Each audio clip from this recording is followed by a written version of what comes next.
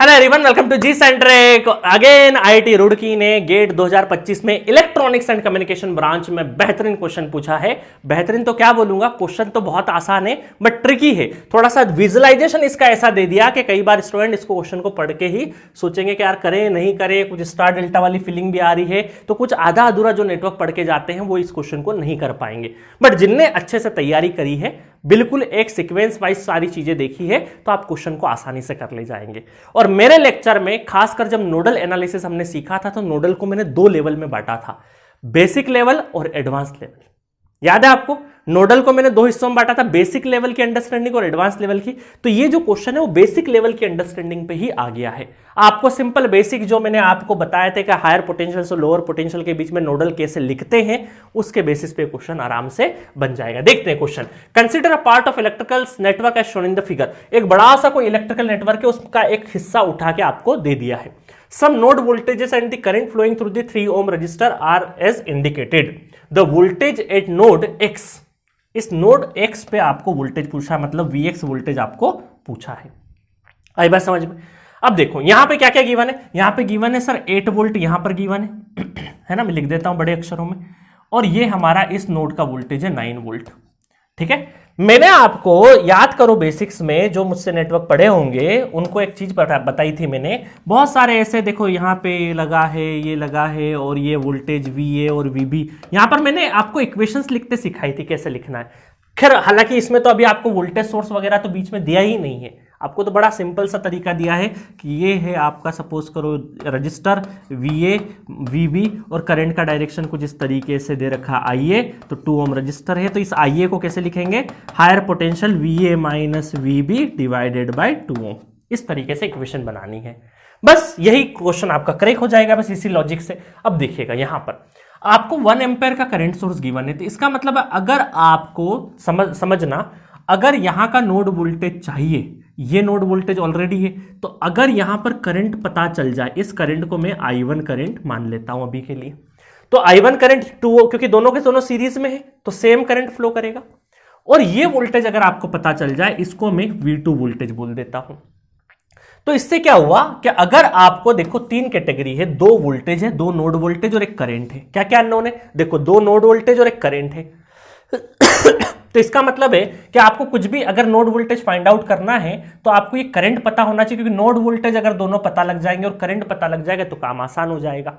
ठीक है, तो अब आपको देखो यहां पर क्या है, नोन दे रखा है 1 एम्पेयर करंट, तो यहां से बात बन जाएगी। तो सबसे पहले हमने प्लान किया कि यहां से अगर मुझे यहां पे I1 1 एम्पेयर करंट है, तो 1 एम्पेयर करंट कैसे फ्लो कर रहा है, हायर पोटेंशियल क्या है हमारा, हायर पोटेंशियल 9, क्योंकि डायरेक्शन है तो गिवन डायरेक्शन के हिसाब से हमने इसको हायर पोटेंशियल मान लिया। हमें नहीं पता V2 की वैल्यू क्या होगी, बट करंट अगर वहां 9 वोल्ट से निकल रहा है, दैट मींस कि 9 वोल्ट को इन्होंने हायर पोटेंशियल माना है। ठीक है, डिवाइडेड बाय 3 ओम। बस सिंपल हमने इस ब्रांच के अक्रॉस लिखा है, सिंपल हमने 2 नोड दे रखे थे, उस करंट की इक्वेशन लिखी। बट जैसे लिखते से आपको चमक गया कि सर ये 3 तो इधर चले जाएगा, 9 माइनस V2, इसका मतलब V2 इधर, और 9 में से 3 गया तो कितना हो गया, 6 वोल्ट हो गया, है ना। और थोड़े चमत्कारी लोग क्या करेंगे, वो यहीं पर भी यहां पर प्लस माइनस, जहां से एंटर करता प्लस माइनस, सर यहां पर 3 वोल्ट है, 9 में से 3 का ड्रॉप हुआ तो डायरेक्टली 6 वोल्ट, ऐसा भी कर सकते हो। सबकी श्रद्धा भक्ति जैसा जिसका ब्रेन वर्क करे। मुझे तो अभी सारे बच्चों को लेके चलना है, इस वजह से स्टेप बाय स्टेप चलना पड़ेगा। ठीक है, चलिए, तो यहां पर आ गया 6 वोल्ट, मतलब इसकी वैल्यू हो गई 6 वोल्ट। अब देखो बहुत ही क्रिस्टल क्लियर हो गया है कि अगर आपको ये I1 करंट निकालना है तो इसका मतलब है हायर पोटेंशियल 8 माइनस 6, है ना। कोई बात नहीं, Vx वोल्टेज को नहीं लिया हमने, ये 2 नोड के बीच में ले लिया है, तो सीरीज में ही ना, कोई बात नहीं, डिवाइडेड बाय 2 + 1 3। तो I1 करंट कितना हो गया, 8 में से 2 6 गए तो कितना बचा, 2, 2/3 क्या हो गया, करंट हो गया।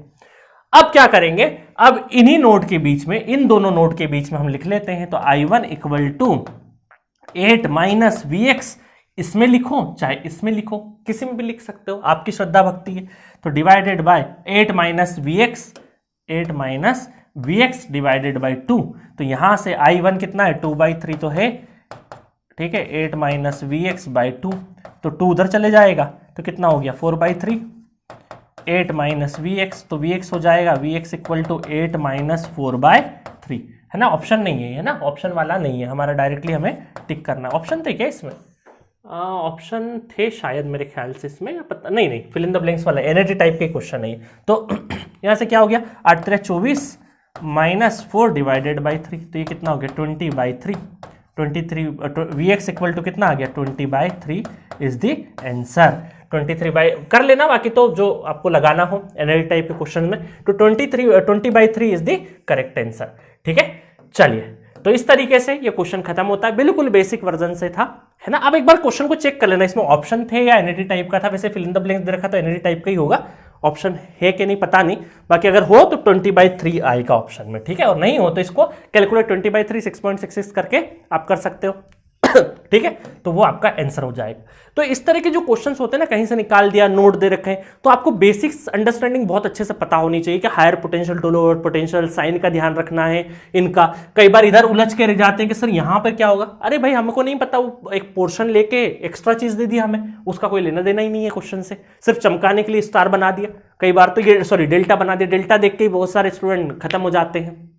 ठीक है, तो बहुत आसान सा क्वेश्चन था, बिल्कुल आपका टेम्परामेंट चेक किया गया इस क्वेश्चन के द्वारा कि आप बेसिक्स चीजें कितने अच्छे से आप पढ़ के आए हैं।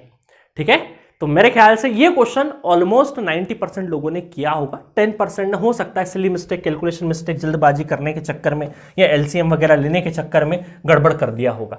ठीक है, बाकी तो सबने सही किया होगा। तो मिलते हैं नेक्स्ट लेक्चर में नेक्स्ट क्वेश्चन के साथ। Okay, thank you so much.